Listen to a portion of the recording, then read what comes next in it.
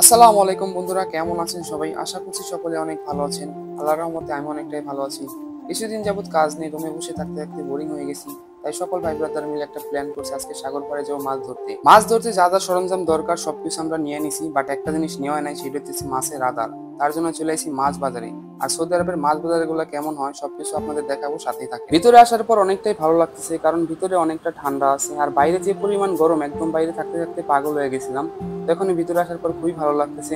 আর এখানে অনেক ধরনের মাছ আছে, আমি সব মাছের নামও জানি না, তো সবকিছু আপনাদের ভালো করে দেখাইতেছি। মাছগুলো দেখতে অনেকটা ভালো লাগতেছে, জানি না মাছগুলো খাইতে কেমন হইব। যেহেতু সাগরের মাছ, আশা করতেছি অনেকটাই ভালো হইব। আর এই মাছের কি নাম আমি জানি না, যদি আপনারা জেনে থাকেন তাহলে অবশ্যই কমেন্ট করে জানাবেন। তো আমরা আসছিলাম এখানে চিংড়ি মাছ কেনার জন্য, কারণ চিংড়ি মাছ দিয়ে এখানে আদার বানাবো, তার জন্য চিংড়ি মাছ কিনতেছি। আর বিশ্বাস করেন ভাই, এখানে যে পরিমাণ ঠান্ডা, অনেক ভালো লাগতেছে।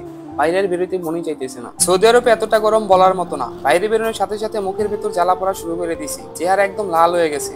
তো যাই হোক, কালার বিটে লাল ভালোই লাগতেছে। মাছ বাজারের সাথে হচ্ছে সাগর পার, তো এই জায়গাটা আমি অনেকবার আসছি, কিন্তু কখনো মাছ ধরার জন্য আসি নাই। তো জায়গাটা খুবই সুন্দর, আশা করতেছি আপনাদের কাছে এই জায়গাটা অনেক ভালো লাগবে। তো এখন বাজে 2টা, তো 2টা আমরা অনেক আগে চলে আসছি মাছ ধরার জন্য।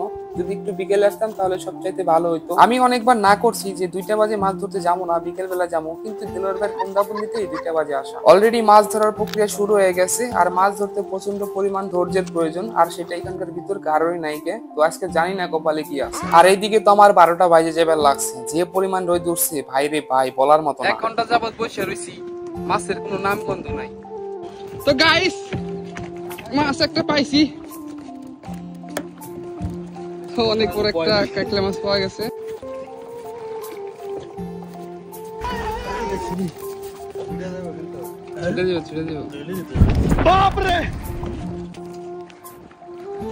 একটা মাছ পাইছি আমরা।